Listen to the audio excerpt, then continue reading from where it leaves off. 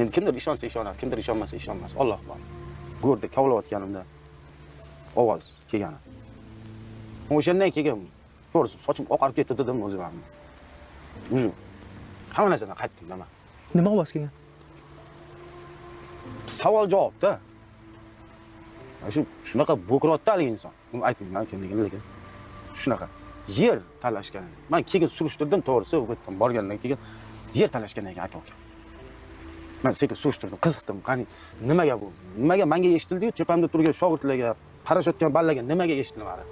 Qabrni kavlab oyoq tomonini olotganimizda onaxonni kavlayotdik. 3 kun oldin bir insonni qo'ydik. Keyin oyoq tomoni olinadi endi. Oyoq tomonni o'yib 30 sm, 40 sm kavlab o'tganda hali qo'shnining ovozi haqiqatan men ana televizorlarda ko'ramiz-ku.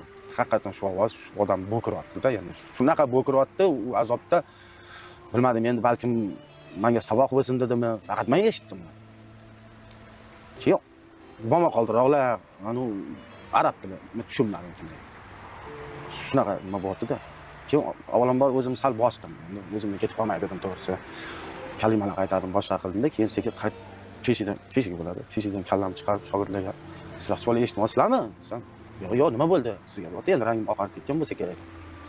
Keyin yo'q dedim.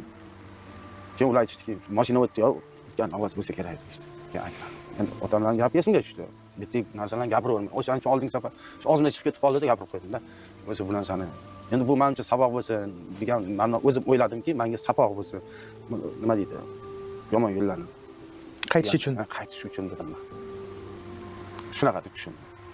Mana shu inson qazo qildi. O'lgandan keyin bir hafta mozordan zavq chiqib yotdi. Ovoz chiqdi qabrdan. Ha, qabrdan shu bazarlar zavq chiqib yotdi. Endi demoqchimanki, ana shu kim nima qilgan bo'lsa, bu dunyoda yomonlik u qaytadi. Faoliyatingiz davomida sizni hayratga solgan, ta'jubga solgan holat bo'lganmi, ya'ni qabristonda? Ya'ni har xil holatlar. Yo'q, unaqa bo'lmagan. Ya'ni internet tarmoqlarda bilamiz, qabristonlardan, ya'ni qabrlardan ovoz chiqyapti degan, ya'ni mana shunday sarlavha ostida, ya'ni ma'lumotlarni joylashadi. Bu ma'lumot qanchalik to'g'ri, ya'ni qabrdan ovoz chiqishi? Endi Xudoga shukr, mana nima bo'ldi, lekin qo'yamiz, lekin men hech narsani sezmadim. Bo'lmadi menda. Bo'lganda misol uchun men shunaqa nima bo'ldi deb nima bo'lishi mumkin edi. Lekin unaqa narsalar bo'lmagan menga. Unaqa bir ovoz chiqib, yo bo'lmasa men to'y bo'lingandan keyin bir haliga bir narsadan bildiradigan nimalar bo'lgan emas. Lekin qo'yib ketamiz o'sha. Xabar olaman, lekin unaqa narsalar yuz bermadi. Ba'zan odamlar orasida gap so'zlar yuradi-da, qabristonda ham har xil ovozlar eshitiladi, qabrdan degan gaplar. Yo'q, qabrdan hech qanday ovoz eshitilmaydi. Qabriston odamlarni men ko'p marta aytganman.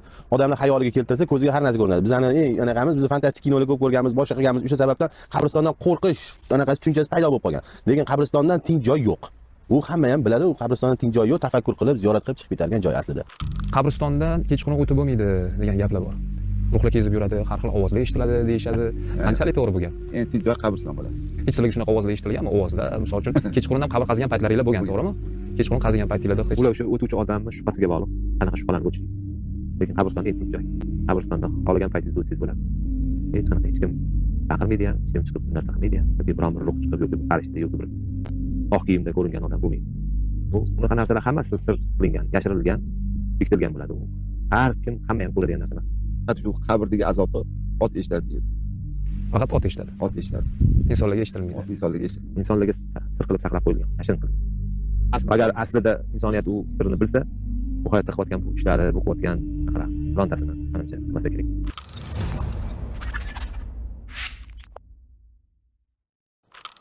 Va alaykum assalom va rahmatullohi va barakatuh. Aytadilar, bir go'rkov qabr qazib turganda 3 kun oldin qo'yilgan qo'shni qabrdan baland ovoz keldi degan videoni ko'rdim. Shu gap to'g'rimi debdilar. Baland ovoz kelganini eshitgani to'g'ridir, lekin agar buni qabr azobi demoqchi bo'lsa, bu noto'g'ri. Chunki Nabiy sallallohu alayhi vasallam qabr azobi haqida aytganlar.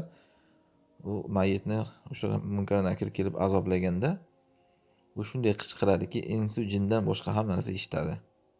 Agar insu jin eshitsa, uni o'sha vaqtda yuragi yorilib o'lardi degan ma'noda hadisda aytganlar. Bundan chiqyaptiki, insu jin eshitmaydi, eshitsa o'ladi odam, uni rivoyat qilib yurmaydi ko'chaga chiqib. O'sha joyda til tortmay o'ladi.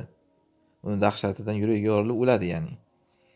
Bu odam rivoyat qilib yuribdimi? Demak, boshqa narsani eshitgan.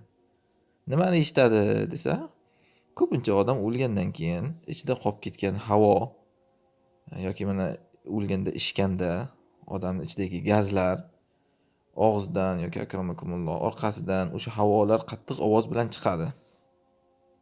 Ko'pincha og'izdan chiqadi ichkaridagi havolar. Ana shu og'izdan chiqqanda mana o'lik uyadigan odamlar o'zi buni biladi. Odam bo'kirgandek ovoz keladi ichidan. Xirillagan yoki bir vahimalik ovoz keladi. O'sha narsa qabrda eshitiladi ko'pincha bu. Yoki odam yorilayotganda, ishib yorilgandan keyin qattiq qarsillab yoriladi, ya'ni o'shanda qorni yoriladi, cheklar o'shanda og'izdan ham qattiq baqirgandek ovoz chiqadi. O'sha ba'zan eshitilib qoladi tashqaridan. Bu qabr azobini eshityapmiz degani emas. O'sha o'likda ichidan chiqayotgan ovozlarda eshitilyapti, xirilloqlar ya'ni. Yoki ba'zan jinlar ovozi bo'ladi. Qabrdagi har qanaqangi narsa bu qabr azobining ovozi degani emas. Allohu a'lam.